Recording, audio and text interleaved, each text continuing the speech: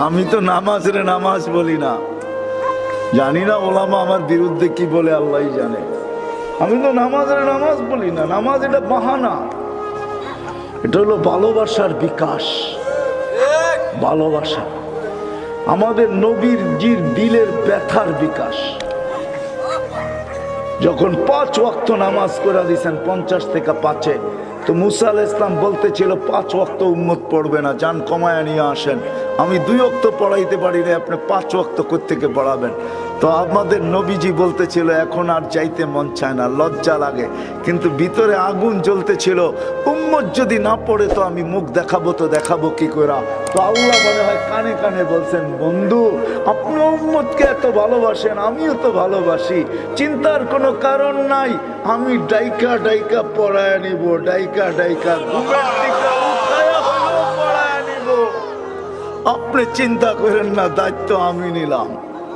আর আমার মনে হয় নামাজের জন্য না, হয় উম্মতের পরে তো উম্মতই নাই, ঠিক না? এই নবীর পরে তো নবীই নাই, ঠিক না? উম্মতের পরে কি নাই? উম্মত নাই। নবীর পরে নবী নাই। এর চেয়ে বড় মাহবুব আল্লাহর কাছে কেউ নাই, ঠিক না? হ্যাঁ, আল্লাহ নামাজ পড়তে পড়াইতে নামাজের জন্য ডাকে না, আল্লাহ মনে হয় কথা বলার জন্য ডাকে, নামাজের জন্য না। আলী রাদিয়াল্লাহু তাআলা আনহু বলেন, মুসাল্লি ইউনাজি রব্বা, রাতটা কাইটা গেলে মনে হয় সুবে সাদেক হইতে দেরি, আল্লাহ ডাকতে দেরি করে না, পুরা রাত্রটা কাটায় দিলি, তোর সাথে কথা হইল না, একটু জলদি উঠায় না, আমার লগে একটু কথা বল না।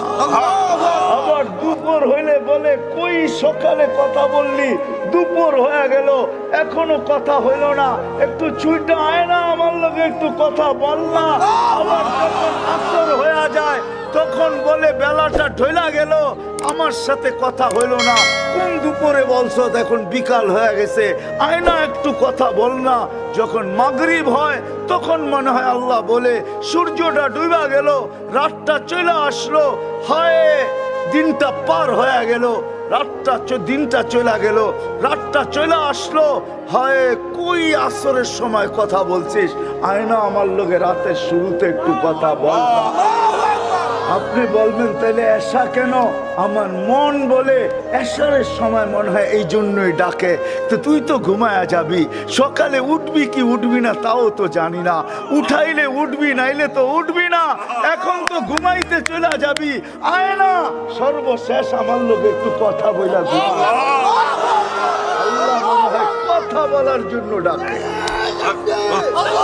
আল্লাহ কথা বলার জন্য ডাকে, আল্লাহ নামাজের জন্য ডাকে না। নামাজটা তো বাহানা, আমরা জানি না আমাকে নামাজ কিরকম। 1 মিনিটের বেশি 1 রাকাত পড়তে কারো লাগে না, আমারও লাগে না। কি লাগে? রাগ হয়ে গেলেন? বলবো, পাগড়ি সাগরি যতই থাকুক, ঠিক না? আজ পর্যন্ত কোন আলেমের কাছে যায় সূরা ফাতিহা সত্যায়িত করি নাই। কয়জন করছি বলেন? যে আলেমের কাছে যায় বলছি আমার সূরা ফাতিহা সত্য কিনা, সহি কিনা, আপনি লেখা দিবেন কাগজে, মুখে না, মুখেরটা মানবো না, লেখা দেন যে আমার সূরা ফাতিহা সহি। যদি জিজ্ঞাসা করে এত জোরাজুরি করেন কেন, বলে কাজ আছে, কালকে যখন মারা যাব এই কাগজ নিয়ে যাব সাথে কাফনের ভিতরে, আল্লাহ যদি জিজ্ঞাসা করে সূরা ফাতিহা সহি হয় নাই, তো কাগজ বাইর করে দেখায় দিব, এই যে দেখেন আপনার আলেম সহি লেখা সিগনেচার করে দিছে।